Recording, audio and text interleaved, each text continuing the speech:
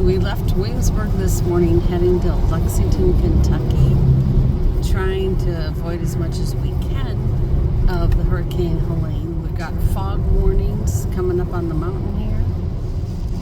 Fog next 6 miles, be alert. Well, when they said fog, they meant fog. Well, we just came over the mountain pass.